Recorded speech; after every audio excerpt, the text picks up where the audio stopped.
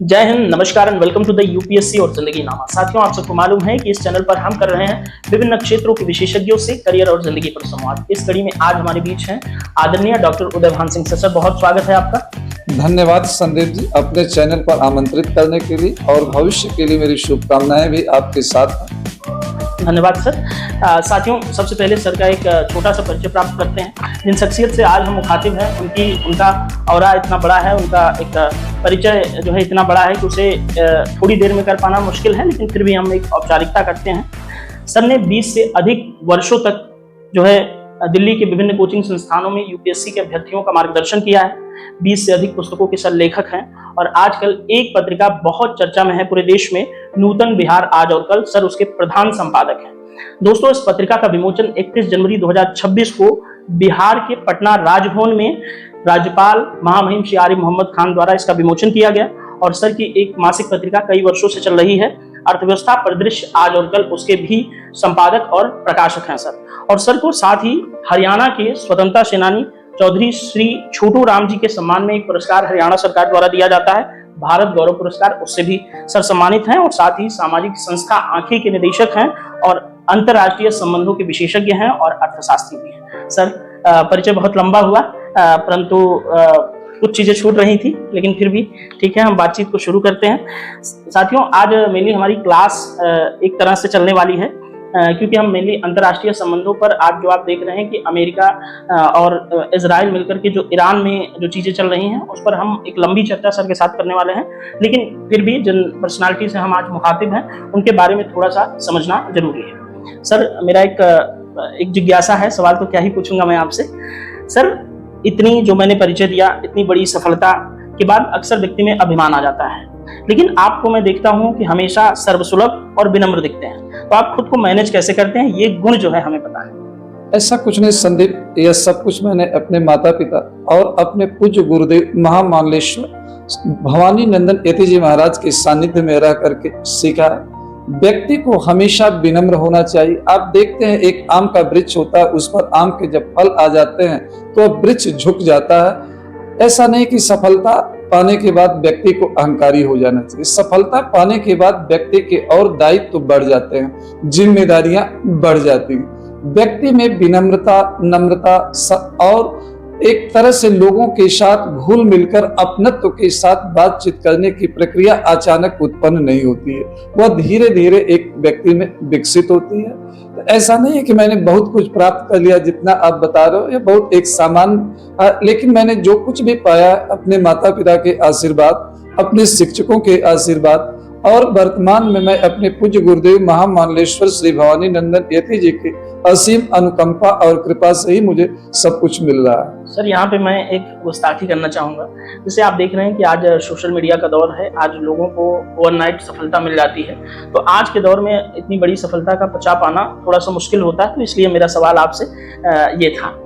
ऐसा कुछ नहीं संदीप, वह निर्भर करता है कि हमारे अंदर किस प्रकार के संस्कार हैं, हम किस प्रकार के वातावरण में रहें। जिस वातावरण में रहते हैं उसका प्रभाव हमारे ऊपर पड़ता है। बचपन से ही हम अपने माता पिता के दिशा निर्देशों का अनुपालन करते रहे। सौभाग्य से मैं एक ऐसे आश्रम से जुड़ा हूँ जो आज भारत के वैदिक परंपरा और सभ्यता का केंद्र बन चुका है, जहाँ से शालीनता, विनम्रता, सहयोग और कर्तव्य निष्ठा का पाठ का संदेश दिया जा रहा है। उस आश्रम का मैं एक सेवक, एक शिष्य होने के कारण एक सामान्य सी बात है। बिल्कुल सर, वो आप में दिखता भी है।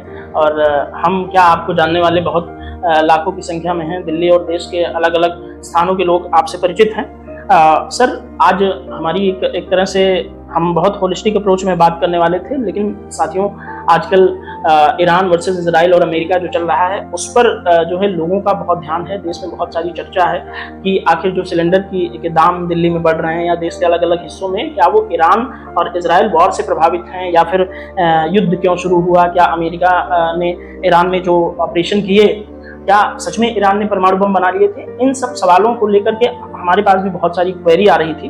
तो इसलिए सर अंतर्राष्ट्रीय संदर्भों में बहुत कई सालों से रिसर्च भी करते रहे हैं सर, लेखन और अध्यापन का कार्य करते रहे हैं, तो सर एक बहुत वाजिब व्यक्ति हैं कि आज सर हमारा मार्गदर्शन इस संदर्भ में करें। तो सर मैं आईआर की एक तरह से आज आपसे गुण सीखने वाला हूं और हमारे माध्यम से बहुत सारे लोग आपको जो देख रहे हैं आईआर के बारे में और इस रिसेंट सिनेरियो के बारे में आपसे जानना चाहेंगे। तो सर इस संदर्भ में पहली जिज्ञासा ये है कि ये ईरान वर्सेस इजराइल और अमेरिका युद्ध क्यों हुआ?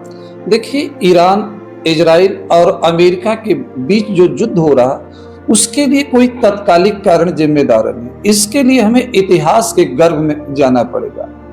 इजराइल के जन्म से लेकर ही इजराइल का विरोध अरब जगत के मुस्लिम देशों द्वारा किया जा रहा। मुस्लिम देश प्रत्यक्ष और अप्रत्यक्ष रूप में फिलिस्तीन का समर्थन करते हैं, जबकि इजराइल एक यहूदी देश है। इजराइल और फिलिस्तीन के मध्य निरंतर टकराव होता रहा। कई बार इजराइल बनाम अरब देशों के युद्ध भी हुआ, लेकिन सभी युद्धों में अरब देशों को पराजित होना पड़ा। बाद में संयुक्त राज्य अमेरिका की पहल पर मिस्र और इजराइल के बीच कैंप डेविड समझौता हुआ, या कुछ वर्ष पहले अब्राहम समझौता हुआ। लेकिन उसके बावजूद जहां अरब के कुछ देश इजराइल के अस्तित्व को स्वीकार करने लगे, चाहे मजबूर होकर के या स्वेच्छा से या जमीनी हकीकत को देखते, परंतु वहीं ईरान हो या हिजबुल्लाह हो या लेबनान हो या कुछ अन्य देशों द्वारा इजराइल के अस्तित्व पर ही प्रश्न चिन्ह उठाया जाता। जो आप संदेह प्रश्न पूछा कि युद्ध का मूल कारण का इतिहास से जुड़ी हुई समस्याएं तो है, लेकिन कुछ वर्ष पहले अक्टूबर 2022 में जो है, जब हमास ने इजराइल पर आक्रमण किया, इजराइल के सैकड़ों लोगों को बंधक बनाया, इजराइल में नरसंहार किया, तो उसी समय से इस युद्ध की पृष्ठभूमि तैयार होती है। इजराइल ने जब प्रतिशोध में आकर के बदला लेने के लिए फिलिस्तीन पर कार्रवाई करना शुरू किया, हमास के विरुद्ध अकेले जंग छेड़ा, भले ही अप्रत्यक्ष रूप में यूरोप और अमेरिका का समर्थन था, लेकिन उस समय ईरान ने हमास का खुलकर समर्थन किया। इजराइल ने हिजबुल्लाह और हुती जैसे आतंकी संगठनों के ठिकानों पर हमला, तो ईरान उनका समर्थन करता रहा। यहाँ पर हम एक संक्षेप में बताना चाहेंगे कि इस युद्ध के पीछे दो कारण मुख्य रूप से ईरान द्वारा इजराइल पर आक्रमण करने वाले आतंकी संगठनों का सभी रूपों में समर्थन किया जाना, और दूसरा एक कारण यह भी है कि ईरान धीरे धीरे अपने को एक परमाणु संपन्न देश के रूप में विकसित कर रहा, जो कहीं न कहीं आने वाले दिनों में इजराइल के लिए और गंभीर चुनौती उत्पन्न करता है। तो इसके दोनों पहलू। बिल्कुल सर, कहा जाता है कि सर ईरान ने जैसे हमास यमन के अंदर, ओमान के अंदर, शायद हमास कहाँ है सर? हमास फिलिस्तीन के अंदर। ओके सर, हाँ, हमास फिलिस्तीन के अंदर है, हुती विद्रोही यमन के अंदर है, और लेबनान में हिजबुल्लाह है। तो ये सब ईरान के कहीं न कहीं प्रॉक्सी गुट हैं जो ईरान के समर्थन से ही इजराइल के ऊपर हमला करते हैं। खैर सर, हमने तो इस युद्ध का कारण जाना, आपने बहुत विस्तृत तरीके से बताया।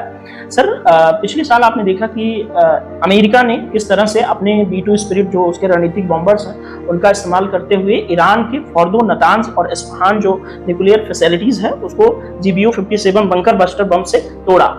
तो क्या सर, और उन्होंने इसके पीछे कारण दिया कि ईरान परमाणु बम बनाने के नजदीक पहुंच गया। क्या सच में ऐसा है सर कि ईरान परमाणु बम बनाने वाला? कोई दो राय नहीं है कि ईरान निरंतर परमाणु हथियारों का विकास कर रहा, परमाणु बम बनाने का प्रयास कर रहा, और काफी हद तक ईरान उसके नजदीक पहुंच चुका है। जून 2025 में जब अमेरिका और इजराइल ने ईरान पर आक्रमण किया, तो इसके पीछे यही कारण बताया गया था कि ईरान को अब नहीं रोका गया तो आगे रोकना मुश्किल हो जाएगा। अमेरिका को लगा कि हम ईरान पर एक संक्षिप्त आक्रमण करके, एक छोटा आक्रमण करके लक्ष्य को प्राप्त कर लेंगे, लेकिन इस दौरान ईरान ने अपने मिसाइलों से इजराइल को टारगेट किया, जिससे इजराइल को काफी क्षति हुई, इजराइल जिसका अनुमान नहीं लगा पाया। इसलिए अमेरिका और इजराइल ने अपनी रणनीति में बदलाव लाते हुए कुछ समय के लिए युद्ध को स्थगित कर दिया।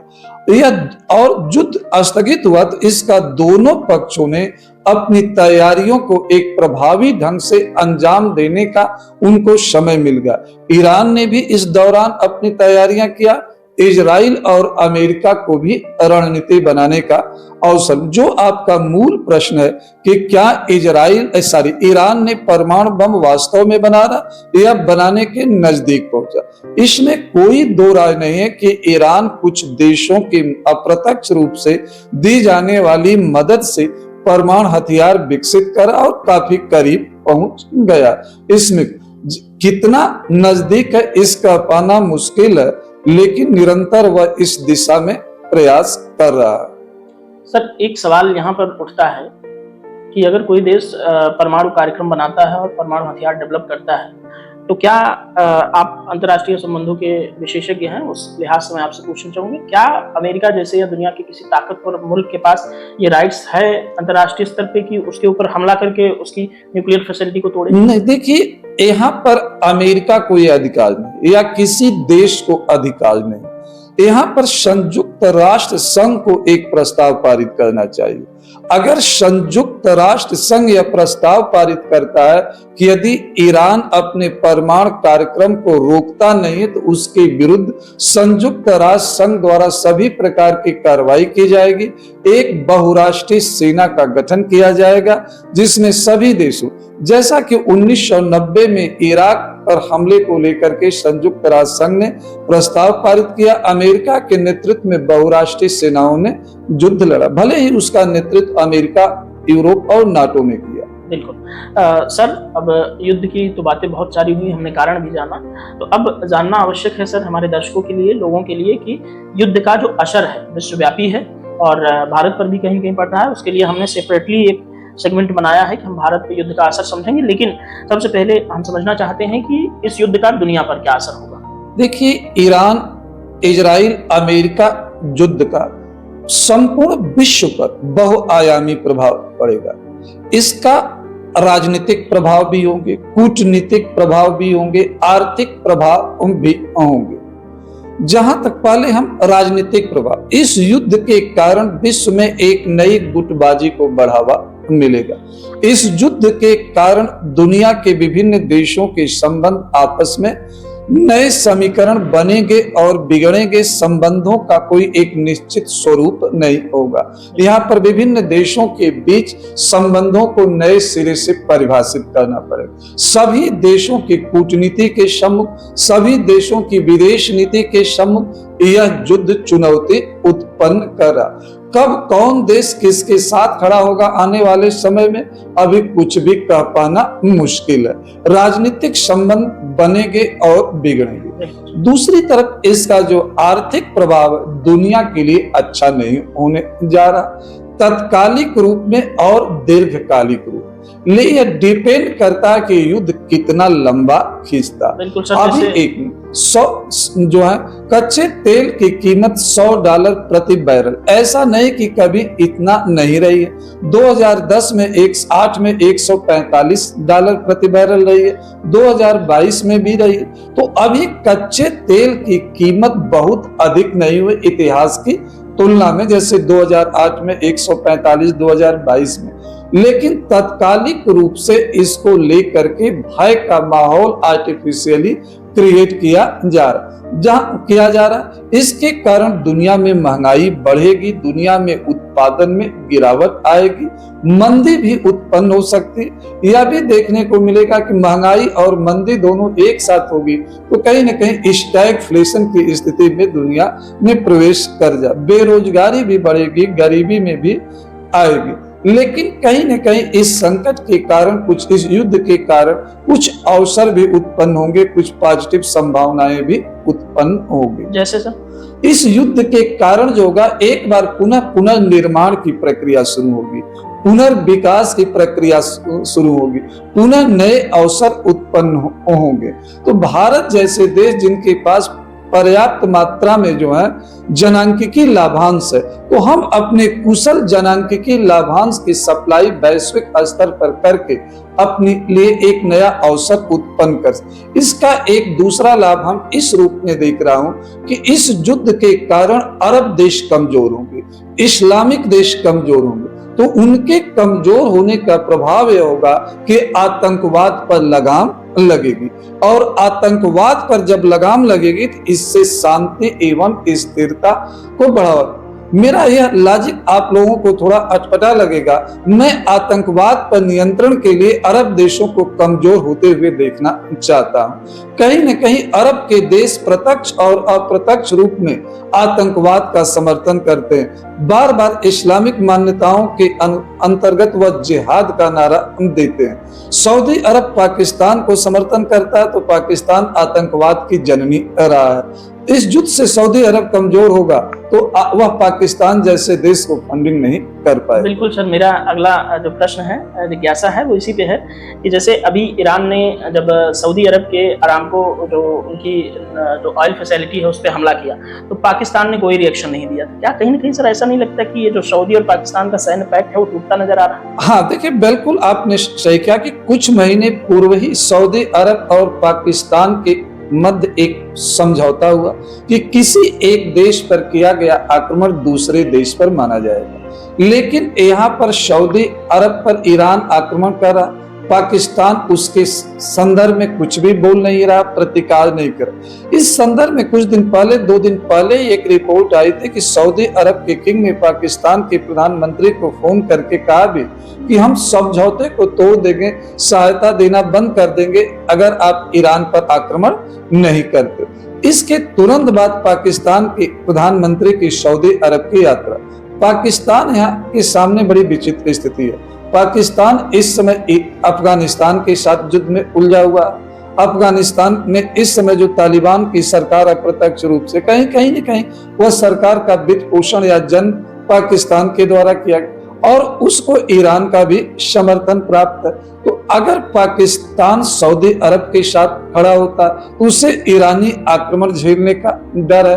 अफगानिस्तान के माध्यम से ईरान और पाकिस्तान पर, तो पाकिस्तान के सामने बड़ी विचित्र स्थिति। जो आपका प्रश्न समझौते को लेकर है, इस पर पाकिस्तान को अपनी राय स्पष्ट करनी पड़ेगी, अन्यथा समझौता टूट जाएगा, बहुत लंबे समय तक नहीं रहेगा। बिल्कुल सर, कहीं न कहीं सऊदी को ये लगा होगा कि पाकिस्तान का जो न्यूक्लियर अम्ब्रेला है वो हमें मिल जाएगा, परंतु ऐसा हुआ नहीं। पाकिस्तान खामखा में लीडर बनने की कोशिश करता है। सर, आपने बहुत विस्तृत तरीके से पाकिस्तान और सऊदी पैक्ट और युद्ध के असर पर बात की।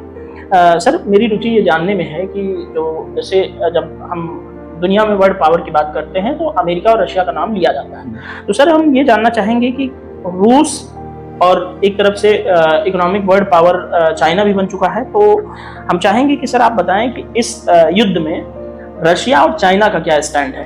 देखिए, इस युद्ध में रशिया और चाइना खुलकर भाग कभी नहीं लेंगे। इतिहास बताता है कि अपवाद को छोड़कर महाशक्तियां आपस में युद्ध नहीं करती, वह दूसरों के कंधे पर बंदूक रख करके चलाती है। चाहे क्यूबा का मिसाइल संकट रहा हो या वर्तमान में यूक्रेन प्रकरण हो या ताइवान प्रकरण हो, यह महाशक्तियों के बीच वर्चस्व का समय रहा, लेकिन कभी भी महाशक्तियां आपस में आमने सामने नहीं आती।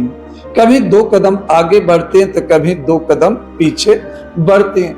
उनके बीच शब्दवार देखने को मिलता, जैसे वेनेजुएला प्रकरण में रूस और चीन ने अमेरिका की जो है खुल करके निंदा किया और अमेरिका ने रूस की एक जहाज को कुछ घंटे के लिए रोका भी, लेकिन बाद में उस जहाज को जाने दिया गया।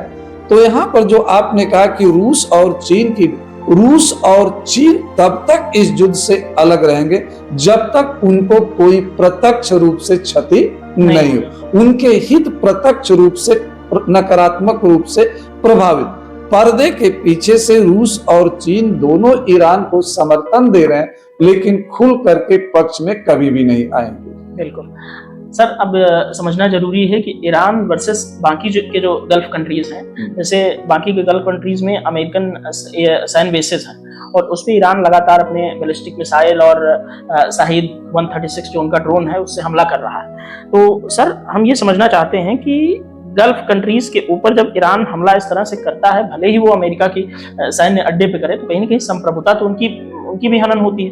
तो वो ईरान के ऊपर इस तरह का कोई अटैक क्यों नहीं प्लान कर रहा? अब देखिए, वर्तमान में ईरान अरब देशों पर केवल अमेरिका के कारण नहीं कर रहा, वह अमेरिका को बहाना बना करके अरब देशों से अपनी व्यक्तिगत जो एक तरह से उनके मध्य प्रतिद्वंदिता है उसका प्रतिशोध कर रहा है। अरब के अंदर दो देश मत, सऊदी अरब और ईरान। सऊदी अरब सुन्नी बाहुल्य देश है, ईरान शिया बाहुल्य देश है। तो अरब जगत में ईरान बनाम सऊदी अरब की प्रतिस्पर्धा हमेशा उत्पन्न हो, शिया बनाम सुन्नी की प्रतिस्पर्धा और प्रतिद्वंदिता उत्पन्न होती है। तो इस जो ईरान की रणनीति है कि यहाँ पर हम अरब देशों पर हमला करके, स्पेशली उन देशों पर जहां पर अमेरिका की सैन्य भी, तो आप देखो तो जो ईरान हमला कर रहा वह केवल सुन्नी बाहुल्य देशों पर हमला कर रहा है। ईरान जॉर्डन पर क्यों नहीं कर रहा? ईरान तुर्की पर क्यों नहीं कर रहा? तुर्की में भी तो इजराइल का, अमेरिका का जो सैन्य बेस है वहां पर हमला क्यों नहीं कर रहा? जॉर्डन पर हमला क्यों नहीं कर रहा? तो कहीं न कहीं यह युद्ध शिया बनाम सुन्नी का भी युद्ध है। ईरान जो है अमेरिका और इजराइल को ढाल बना करके कर रहा है, यह सही है, लेकिन इसके पीछे की कहानी कुछ और। यह भी कहा जा रहा है कि अमेरिका को हमला करने के लिए प्रेरित सऊदी अरब के युवराज ने किया कि और इनपुट उपलब्ध वहां से कराया जाता रहा। तो ये अरब देशों की प्रतिद्वंदिता भी है कि अरब देशों का लीडर बनने की महत्वाकांक्षा भी इसमें एक महत्वपूर्ण भूमिका अदा कर रही है। बिल्कुल सर। सर युद्ध के अंदर थोड़ा सा हम चलते हैं, हथियारों और साजो सामान की तरफ अगर बढ़ें तो देखा जा रहा है कि ईरान के जो शाहिद ड्रोन हैं उनकी कीमत लगभग 20 लाख के आसपास है, और अमेरिका और इजराइल की मिसाइलें या उनका एयर डिफेंस सिस्टम वो तकरीबन उन 20 लाख के ड्रोन को इंटरसेप्ट करने के लिए 1-1 करोड़ की मिसाइलें फायर कर रहा है। तो आप बताएं कि कहीं ना कहीं अमेरिका और इजराइल इस युद्ध में ज्यादा हानि तो नहीं उठा पा रहे हैं फाइनेंशियली? देखिए, निस्संदेह हम कह सकते हैं कि अमेरिका और इजराइल को आर्थिक क्षति हो गई है।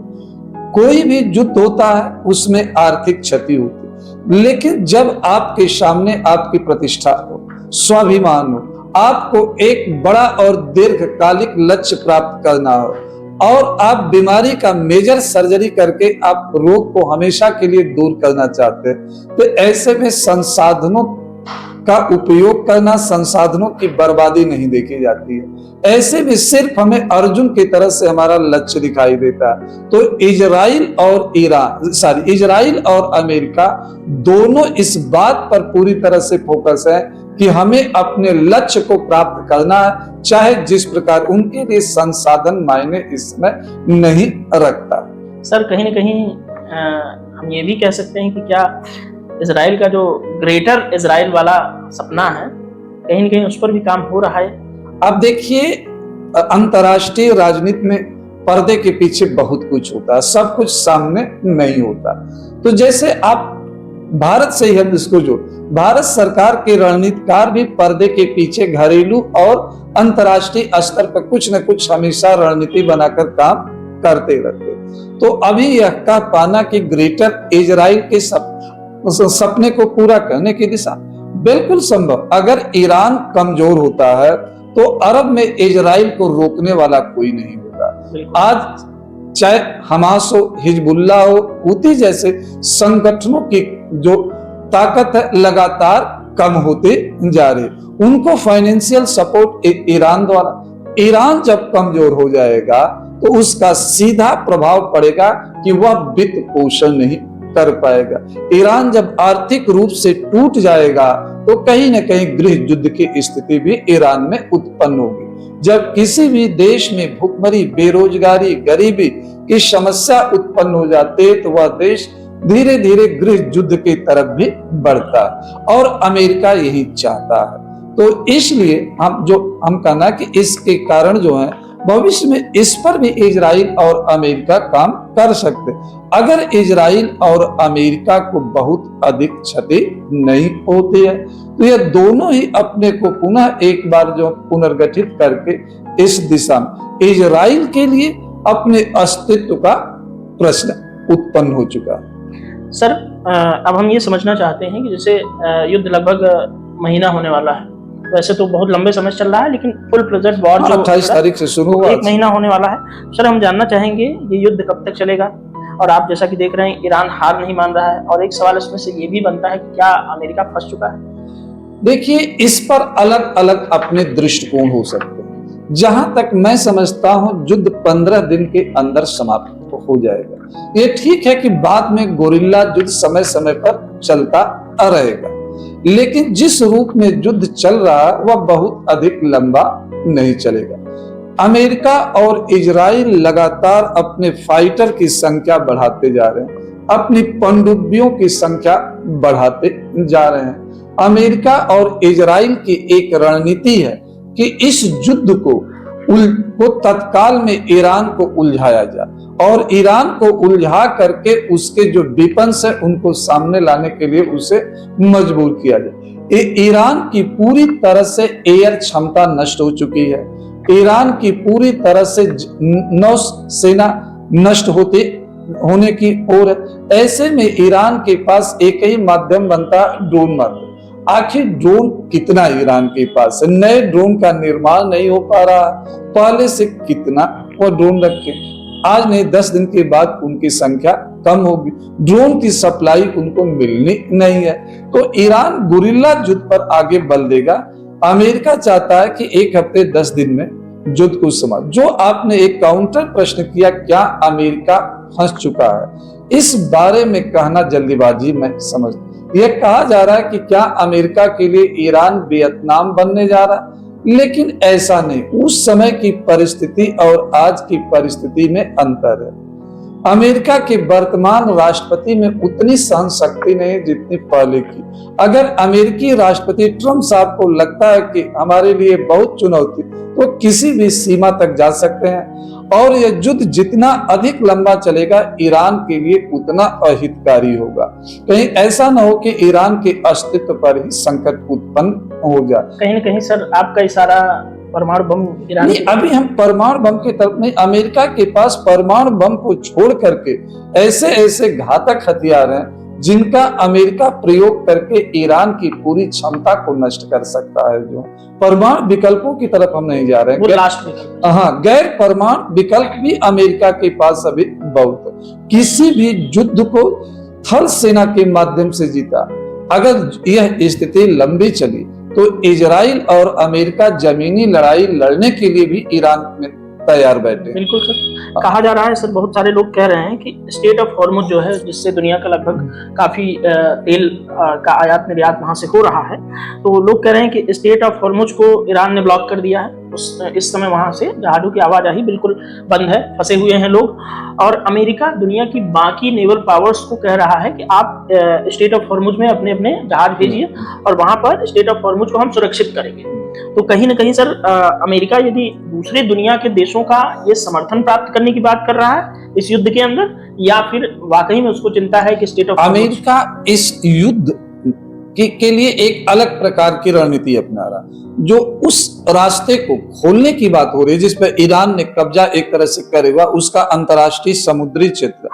अमेरिका चाहता है कि हमारे कार्रवाई करने के पहले दुनिया के देश इस वास्तविकता को समझे कि ईरान के कारण केवल इजराइल या अरब देश ही प्रभावित नहीं, बल्कि यह संकट ईरान के कारण एक वैश्विक संकट उत्पन्न हो रहा है। अमेरिका इसको मानवता के साथ भी जोड़कर देखना चाहता है। अमेरिका चाहता है कि इसके संदर्भ में एक सामूहिक कार्रवाई की जाए। जब ईरान के कारण जो संकट उत्पन्न हो रहा है, जो ईरान ने हुर्मुज को जो जल डमरू को जो वह बाधित किया, जब वैश्विक प्रभाव पर उत्पन्न हो रहा है, वैश्विक चुनाव, तो जब इस तरह का संकट होता है तो उसका समाधान जो होता है सामूहिक प्रयासों से किया जाना। ईरान और इजराइल के बीच युद्ध हो, लेकिन जो अंतर्राष्ट्रीय कनेक्टिविटी है उसको बाधित न करे। तो अमेरिका दुनिया का सहयोग भी पाना चाहता, और इसके माध्यम से अन्य देशों की वह सिंपैथी भी गेन करना चाहता है कि अमेरिका चाहता है कि तेल की जो बाधित आपूर्ति बाधित, लेकिन ईरान बाधित कर, ईरान नहीं चाहता कि लोग खुश रहें, अमेरिका इस रूप में उसे प्रसारित करना चाहता। बिल्कुल सर, इस युद्ध पर हमने बहुत विस्तृत चर्चा की, लेकिन यहाँ पर एक पक्ष की बात करना बहुत जरूरी है, हमारे अपने पक्ष की, भारत के पक्ष की। सर, हम जानना चाहते हैं कि भारत स्ट्रेटेजिक ऑटोनॉमी पे बात करता है, हमारी विदेश नीति उस पर बेस्ड है, रणनीतिक स्वायत्ता पर, और हम जानना चाहेंगे कि युद्ध का असर भारत पर किस तरह से पड़ रहा है। जैसा कि मैंने शुरुआत में जिक्र किया कि दिल्ली हो या देश के अलग अलग हिस्सों में गैस के सिलेंडर बहुत महंगे बेचे जा रहे हैं, तो हमें बताएं कि भारत पर क्या असर हो रहा है। देखिए, निस्संदेह इस युद्ध के कारण भारतीय अर्थव्यवस्था पर नकारात्मक प्रभाव पड़ेगा। कितना पड़ेगा यह आगे आने वाले समय में मूल्यांकन का विषय है, लेकिन जहां तक गैसों की कीमत का, भारत में आज भी गैस की कीमत विकसित देशों या अन्य देशों की तुलना में काफी कम है। सरकार ने इस संकट के दौरान गैस, डीजल, पेट्रोल की कीमतों में कोई वृद्धि नहीं हुई। यह जो वृद्धि की जा रही है, यह कहीं न कहीं जो है कालाबाजारी हो रही है, जमाखोरी हो रही है। तो यहाँ पर नागरिकों का भी कर्तव्य बनता है कि, या उद्योगपतियों का, व्यापारियों का, राजनेताओं का भी कर्तव्य बनता है कि कालाबाजारी और जमाखोरी को रोके। लेकिन दुर्भाग्य से भारत में सुनियोजित तरीके से कालाबाजारी और जमाखोरी को बढ़ावा दिया जा रहा है। इस संकट के कारण भारत के उत्पादन पर भी में गिरावट आएगी। इस संकट के कारण भारत का निर्यात में भी कमी आएगी। इस संकट के कारण इंपोर्ट बिल में भी वृद्धि होगी। लेकिन $100 प्रति बैरल को कई बार इंडियन इकोनॉमी, हाल के वर्षों में 2022 में हमने बस देखा, 2020 का कोविड संकट हमने झेला, कोविड को हम छोड़ भी देते 2022 में लगभग $112-13 प्रति बैरल कच्चे तेल की कीमत। देश में कच्चे तेल की कमी नहीं है, क्रूड ऑयल की कमी नहीं है, पेट्रोल, LPG गैसेस की कमी हमारे पास है, लेकिन कहीं न कहीं सरकार इसको भी मैनेज करने में लगी हुई है। भारत ने कच्चे इस संकट के समय में भी अपने पड़ोसी देश बांग्लादेश को कच्चे तेल की आपूर्ति करके एक मानवता का भी परिचय दिया, जो हमारी विदेश नीति का एक पहलू है, पड़ोसी प्रथम की विदेश नीति। उस धर्म को भी वर्तमान सरकार ने अच्छी तरह से निभा रही। हम बार बार कह रहे हैं कि अर्थव्यवस्था पर प्रभाव पड़ेगा, कितना पड़ेगा इसका अभी आकलन कर पाना हमारे लिए संभव नहीं है, ना उचित होगा। बिल्कुल सर, भारत के संदर्भ में दो छोटे छोटे सवाल जिनका हम बहुत संक्षेप में जवाब चाहेंगे। पहला सवाल है कि भारत के लिए ईरान का कितना महत्व है। देखिए, निस्संदेह भारत के लिए ईरान का सामरिक महत्व है, आर्थिक महत्व है। ईरान हमारे विस्तारित पड़ोस नीति का एक हिस्सा। वर्तमान में भारत सरकार पड़ोसी प्रथम के साथ साथ विस्तारित पड़ोसी की नीति पर अपनाई हुई है। ईरान के साथ हमारे ऐतिहासिक संबंध रहे, लेकिन उसका अनुपालन ईरान ने नहीं किया है। ईरान का हमारे लिए सामरिक दृष्टिकोण से, आर्थिक दृष्टिकोण से और राजनीतिक दृष्टिकोण से महत्व है, लेकिन वर्तमान में ईरान से अधिक हमारे लिए महत्वपूर्ण इजराइल है। सर, उसी की तरफ मैं आगे बढ़ रहा था, क्या भारत कहीं न कहीं ईरान को इग्नोर कर रहा है? नहीं, भारत ईरान को इग्नोर नहीं कर रहा। ईरान को यह एहसास दिला रहा है कि कुछ महीने पहले सिंदूर ऑपरेशन था तो ईरान चुपचाप शांत बैठा हुआ था। ईरान एक बार भी पाकिस्तान को कोई समझाने का प्रयास नहीं किया। सिंदूर ऑपरेशन में अप्रत्यक्ष रूप से ईरान ने पाकिस्तान का समर्थन किया। यहाँ तक कि ईरान ने उस आतंकी हमले का भी खुल करके निंदा नहीं किया। तो जब हमारे ऊपर हम एक सीमित युद्ध लड़ रहे थे, या उस समय जो भी स्थितियां थे, जब ईरान खुल करके हमें नहीं बोला तो हम कैसे बोले? हम ईरान को इग्नोर नहीं कर रहे, उसको एहसास दिला रहे हैं। सर, बहुत सारे लोग देश में पाकिस्तान प्रेमी हैं, जो ईरान के समर्थन में जब खामनेई की मौत की खबर आई तो सब लोग झंडा उठा के लगे अमेरिका और इजराइल को गालियां देने या फिर अपनी वर्तमान सरकार जो है उसको क्रिटिसाइज करने लगे। तो उस संदर्भ में जो पाकिस्तान प्रेमियों को कुछ संदेश आप देखिए, भारत ने एक बार वो पाकिस्तान प्रेमी भी नहीं, वो मुस्लिम प्रेमी है। भारत की जो घरेलू राजनीति है उसमें मुस्लिम तुष्टीकरण की नीति को केंद्र में रखा जाता है। कुछ लोगों को लगता है कि मुस्लिम तुष्टीकरण के माध्यम से हम भारत की सत्ता को प्राप्त कर सकते हैं, तो वह मुस्लिम तुष्टीकरण की नीति के कारण जो है कभी पाकिस्तान के पक्ष में बोलते हैं, कभी ईरान के पक्ष में बोलते हैं, कभी मोदी सरकार की आलोचना करते हैं, कभी सनातन परंपरा की। तो पाकिस्तान प्रेमियों को या मुस्लिम प्रेमियों को जो भारत के राजनीतिक दल हैं या लिबरल गैंग है या टुकड़े टुकड़े गैंग है या तथा कथित जो सेकुलर लोग हैं, उनको हम यही कहना चाहे, राष्ट्र हित सर्वोपर होता, सबसे पहले राष्ट्र होता, उसके बाद धर्म और जाति होती है। पहले हमें भारत के हितों को सुरक्षित करना, उसके बाद हमें मुस्लिम तुष्टीकरण, हिंदू तुष्टीकरण, सिख तुष्टीकरण को अपनाना।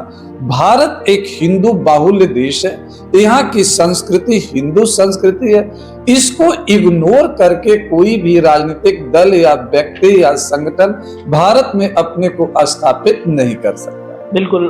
दर्शकों, मैं आपको बताना चाहता हूं, जब सर ने कहा कि मुस्लिम समर्थन, तो ऐसा नहीं है कि सर के मुस्लिम दोस्त नहीं हैं या हमारे या हम लोग मुस्लिमों के जो है कि उनको क्रिटिसाइज कर रहे हैं। यहाँ पर अपने देश के सम्मान, थोड़ा सा यहाँ पर अस्पष्ट मुस्लिम प्रेम का शब्द का प्रयोग मैंने किया, या हमने कहा कि कुछ लोग हैं उनको हर बात में मुस्लिम तुष्टीकरण। हम सम्मानजनक तरीके से उनके साथ व्यवहार करना है, हम उनको एक भाई बनाकर रखना चाहते हैं, हम उनको डरा धमका करके नहीं रखते। भारत की घरेलू राजनीति में कुछ राजनीतिक दल मुस्लिम समाज के अंदर यह भय उत्पन्न करने का हमेशा प्रयास करते हैं कि भारतीय जनता पार्टी आ जाएगी, तुम्हें देश से निकाल देगी।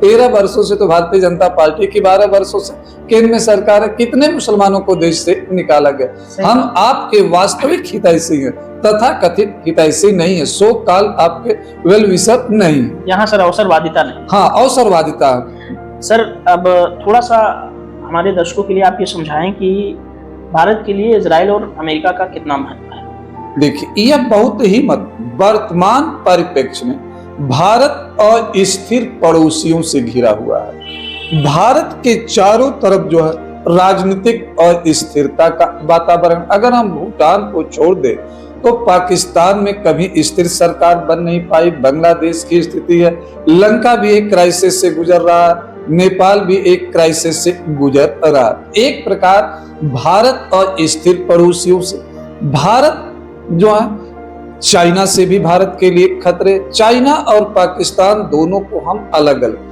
भारत को वर्तमान में इस्लामिक आतंकवाद के कारण चुनौती उत्पन्न हो रही, चाहे बांग्लादेश हो, पाकिस्तान हो, मालदीव जैसे देशों में इस्लामिक आतंकी संगठन काफी सक्रिय है, भारत विरोधी ताकतें सक्रिय है। तो दोस्त दुश्मन का दुश्मन दोस्त होता है। तो पहले हम इजराइल और भारत की इजराइल अपनी स्थापना से लेकर आज तक आतंकवाद से पीड़ित है, आतंकवाद की विभीषिका को झेल रहा है। भारत भी 1980 के बाद से आतंकवाद से निरंतर परेशान है। तो कहीं न कहीं भारत और इजराइल दोनों की आंतरिक सुरक्षा हो या बाह्य सुरक्षा हो, वह आतंकवाद के कारण नकारात्मक रूप से प्रभावित हो रही।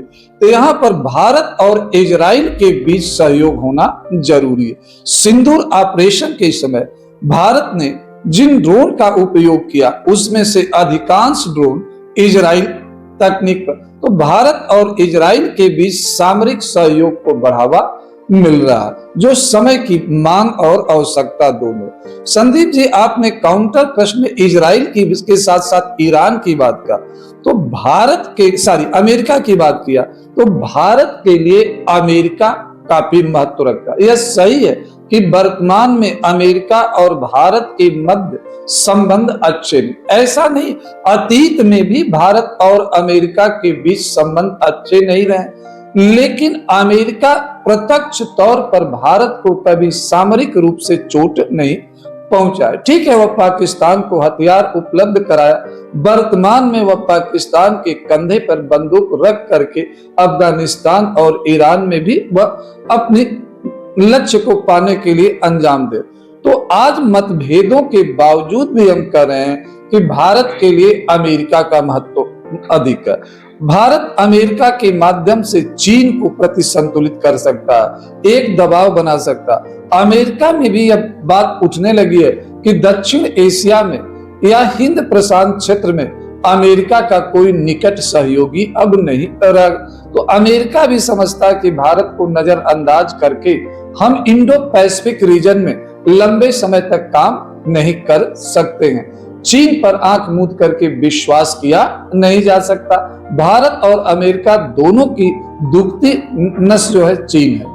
बिल्कुल सर, साथियों, अमेरिका की जो इंडो पैसिफिक पॉलिसी है उसके केंद्र में कहीं कहीं भारत है। और सर, अब हम थोड़ा सा बढ़ेंगे भारत की विदेश नीति की तरफ और वर्तमान भविष्य की रणनीति और वर्तमान सरकार के कुछ पक्षों पर बात करेंगे।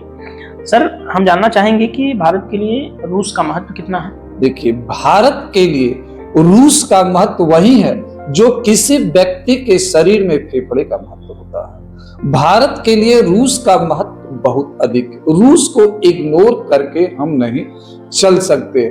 सोवियत संघ के विघटन के बाद रूस अस्तित्व में आया। उस समय रूस काफी कमजोर हो गया था, दुनिया वन पोलर हो गई थी। लेकिन उस दौर में भी भारतीय तेल कंपनियों ने रूस में बड़े पैमाने पर निवेश करके रूस की अर्थव्यवस्था को पुनर्जीवित करने का प्रयास किया।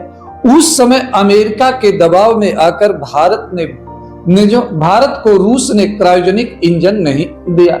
उस समय रूस के राष्ट्रपति बोरिस येल्त्सिन ने यह कहा कि आज मैं मजबूर हूं मेरे मित्र, आज मैं मजबूरी में आपको क्रायोजेनिक इंजन नहीं दे रहा, लेकिन मेरा दिल आपके साथ है। बोरिस येल्त्सिन ने बड़े बेबाकी के साथ जो है यह इंटरव्यू दिया था। तो और बोरिस येल्त्सिन ने न देने के बावजूद भारत के साथ एक निरंतर संवाद बना। आज भारत अपनी रक्षा आवश्यकताओं की पूर्ति के लिए रसिया पर काफी हद तक निर्भर। 40% से अधिक रक्षा हथियारों, उपकरणों का आयात, तकनीक का आयात भारत रूस से करता। रूस के लिए रूस सामरिक दृष्टिकोण से, आर्थिक दृष्टिकोण से, दोनों ही, और सांस्कृतिक दृष्टिकोण से भी काफी महत्वपूर्ण है। चाहे भारत एक मजबूत स्थिति में हो, भारत कमजोर स्थिति में हो, अपवाद को छोड़कर रूस हमारे साथ काफी मजबूती के साथ खड़ा रहा। चाहे संयुक्त राष्ट्र संघ में वीटो का प्रश्न हो, या सुरक्षा परिषद के विस्तार का प्रश्न हो, या एनएसजी की सदस्यता का, या वासेनार रक्षा समझौते का, या मिसाइल प्रौद्योगिकी हस्तांतरण, सभी जगहों पर रूस ने हमें समर्थन दिया है। सर, अब एक सवाल यहीं से बहुत सारे लोगों का ये भी होगा कि रशिया की चाइना के साथ जो आजकल दोस्ती यारी चल रही है, उसको ध्यान में रखते हुए यदि एक सवाल लोगों के मन में उत्पन्न होगा कि मान लीजिए कि रशिया और चाइना और भारत का कभी सीधे कॉन्फ्लिक्ट होता है, जैसे कि अभी गलवान में हुआ, इससे पहले डोकलाम में छोटे मोटे क्लाइसिस देखे गए। मान लीजिए भारत और चीन एक फुल फ्लेजेड वॉर में इन्वॉल्व होते हैं कभी, तो रशिया किसके साथ होगा? देखिए, यहाँ पर मैं समझता हूँ रसिया तटस्थता की नीति अपनाएगा। रसिया खुल करके चीन के साथ नहीं जाएगा। रसिया और चीन के बीच कोई रक्षा समझौता नहीं हुआ है, जबकि भारत और रसिया के बीच रक्षा समझौते अतीत में भी हुए हैं, वर्तमान में भी। गलवान और डोकलाम प्रकरण में भी पर्दे के पीछे से रसिया ने एक मध्यस्थ की भूमिका निभाई थी। तो जो संदीप जी आपका प्रश्न है, इस प्रश्न का मैं पूर्णतः स्पष्टता के साथ उत्तर देना चाहता हूं कि चीन और भारत के बीच प्रत्यक्ष वार में भी रसिया चीन के साथ प्रत्यक्ष रूप से खड़ा नहीं होगा। यदि हमारा समर्थन नहीं करेगा तो हमारे विरोध में भी नहीं जाएगा, और रसिया जो है तटस्थता की नीति अपनाएगा। रसिया और चीन के बीच भी विवाद पूर्णतः समाप्त नहीं हुए। समय की नजाकत को देखते हुए दोनों देश इस समय नजदीक जरूर आए हुए हैं, लेकिन इसका मतलब नहीं है कि चीन और रसिया के मध्य के विवाद समाप्त हो चुके हैं। सर, हमारी बातचीत काफ़ी गंभीर विषयों पर रही, लेकिन अब सर हम इस पॉडकास्ट को थोड़ा सा लाइट बनाएंगे और अब कुछ सवाल, एक हमारा सेगमेंट होता है रैपिड फायर का।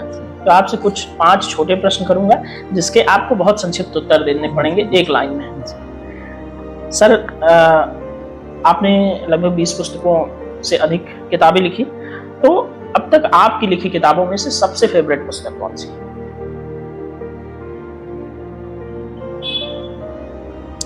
ये बड़ा जटिल प्रश्न आपने संदीप पूछ दिया।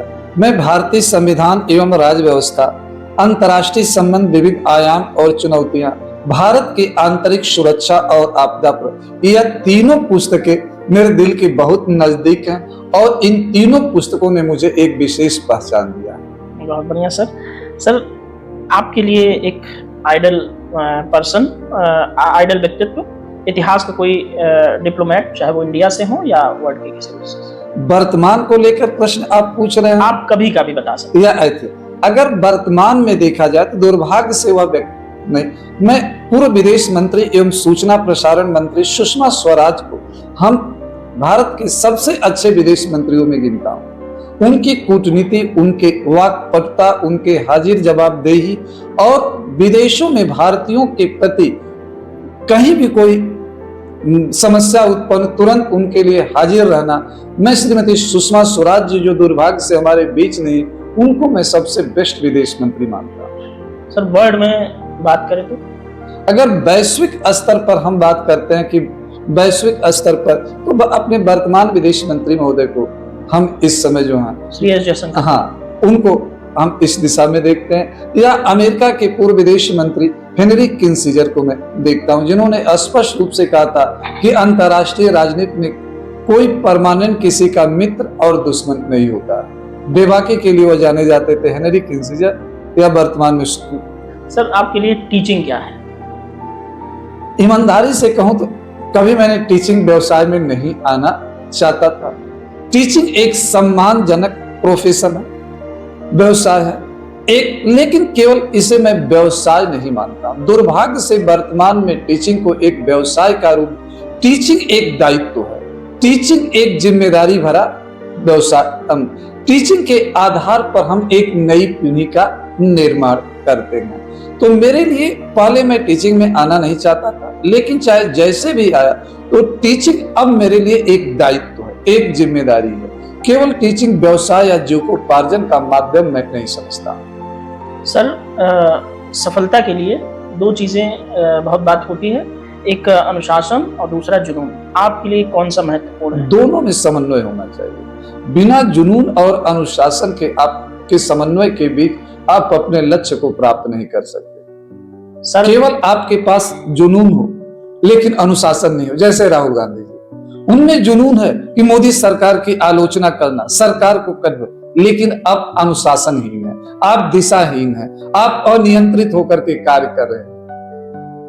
बिल्कुल सर, लोग अपने हिसाब से इस बात को मैनेज कर लेंगे। रैपिड फायर का अंतिम जिज्ञासा या प्रश्न ये है सर कि आप पढ़ाने और लिखने के अलावा कोई एक काम जो आपको सबसे ज्यादा सुकून देता? पढ़ाने और लिखने के अलावा लोगों की समस्याओं पर चर्चा करना, समस्याओं को उठाना और अपनी सामर्थ्य के अनुसार उसका समाधान खोजना। बहुत बढ़िया सर। सर, अब हमारी बातचीत अपने अंतिम पड़ाव पर है और इस आखिरी सेगमेंट में हम 2 प्रश्न पूछते हैं और अब आपको थोड़ा समय में पीछे ले जाना चाहूंगा और आपको एक नोस्टैल्जिया फील होगा कि जब आप 21 साल के थे, अगर आज आपको समय में पीछे जाकर के अपने 21 साल के स्वरूप से मिलने का मौका मिले तो आप उस युवा स्वरूप को क्या संदेश देना चाहिए? मैं 21 वर्ष का जब था, या जब मैं बाल अवस्था से निकलकर किशोरावस्था से निकलकर यौवन की तरफ, उस समय मेरी जिंदगी संघर्षों से भरी हुई जिंदगी थी। मेरे लिए बहुत विकट स्थिति थी कि मैं इस रास्ते पर जाऊं। कुछ पारिवारिक परिस्थितियां ऐसी थी, पारिवारिक विवाद ऐसे थे जिसके कारण मुझे रास्ता चुनना काफी कठिन हो रहा था। पारिवारिक विवाद, उस समय के पारिवारिक मतभेद, चुनौतियों ने मेरे जीवन को नकारात्मक रूप से प्रभावित किया। जो मुझे पाना चाहिए था वो मैं नहीं पाया। पारिवारिक विवाद और पारिवारिक संघर्षों में मैं उलझ गया और इस सब पारिवारिक संघर्षों के कारण मेरा करियर अपने मुकाम पर नहीं पहुंच पाया। लेकिन उसके बावजूद भी मैंने जो कुछ पाया उससे पूर्णतः सेटिस्फाइड तो नहीं हूं, लेकिन मैं यह मानता हूं कि हमें जो कुछ मिला है या मिल रहा है वह कहीं ना कहीं ठीक ठाक है। हमने चाहे धनार्जन किया हो या नहीं किया हो, एक लेखक के रूप में, एक शिक्षक के रूप में एक ईमानदार प्रयास करके अपने को स्थापित किया। बिल्कुल सर, अब बातचीत के अंत में हम चाहेंगे कि आपके जीवन के अनुभवों से कुछ प्रेरणादायक संदेश हमारे दर्शकों के लिए आप दें, जिससे लोग अपने सपने को साकार करें। देखिए, हम यही कहना चाहेंगे कि आप विषम से विषम परिस्थितियों में भी अपने धैर्य को न खोइए, अपने हौसले को न खोइए, आप गलत रास्ते पर न जाइए। पहला हम धैर्य को बनाए रखिए, हौसले को बनाए रखिए, गलत रास्ते पर और कठिन परिश्रम करने से मत चूकिए। कठिन परिश्रम का कोई विकल्प नहीं होता है। भले जितना हम स्मार्ट वर्क, जब तक आप कठिन परिश्रम नहीं करोगे तब तक आप स्मार्ट वर्क करने की क्षमता अपने अंदर नहीं विकसित कर पाओ। तो हमारा आज की नई पीढ़ी या अभ्यर्थियों से मेरा यही आग्रह है कि आप धैर्य को बनाए रखते कठिन से कठिन परिश्रम करने के लिए तैयार रहिए। हार्ड वर्क से आप स्मार्ट वर्क की तरफ बढ़िए। सफलता का कोई रास्ता शॉर्टकट नहीं होता। सफलता हमेशा एक संघर्ष के बाद आती है। सब लोग अखिलेश यादव नहीं है कि आप एक परिवार में जन्म लिए हुए जहां पिता द्वारा मुख्यमंत्री का पद आपको उपहार में दिया जाता है। बिल्कुल सर। दर्शकों, मुझे उम्मीद है कि आज की बातचीत से आप लोगों ने बहुत कुछ सीखा होगा और मुझे ये भी लग रहा है कि सर आपने भी काफी एंजॉय किया बातचीत को। बिल्कुल संदीप जी। साथियों, हम सर से बाकी विस्तृत चर्चा के लिए, सर के बारे में और चीजें जानने के लिए बहुत जल्दी नेक्स्ट एपिसोड में आपसे मिलने वाले हैं। यदि आपको ये एपिसोड पसंद आया हो तो वीडियो को लाइक शेयर कीजिए और चैनल को सब्सक्राइब कीजिए। इस वीडियो को ढेर सारा प्यार दीजिए और सर के साथ जल्दी ही एक और विस्तृत मुलाकात हम करने वाले हैं। तो सर, बहुत बहुत धन्यवाद इस कार्यक्रम का हिस्सा बनने के लिए। संदीप, आपको भी धन्यवाद कि आपने मुझे लोगों के साथ संवाद करने का या अपने विचारों को लोगों के सम्मुख रखने का अवसर मुझे दिया। इसके लिए एक बार पुनः बहुत बहुत धन्यवाद, हार्दिक आभार। भविष्य के लिए आपको शुभकामनाएं। Thank you. इसके साथ साथ मैं आपके सहयोगी शिवम को भी धन्यवाद देना चाहता हूं, जो एक कुशल कैमरामैन की भूमिका में हमारे साथ रहे हैं। यह अभी भविष्य में कुछ लक्ष्य को प्राप्त करने में लगे हुए। इनको भी मेरी शुभकामना है कि जल्दी आप प्रशासनिक लक्ष्य को अपने प्राप्त करके किसी जिले में की बागडोर को संभालें और सुशासन की स्थापना करें। बिल्कुल सर, धन्यवाद।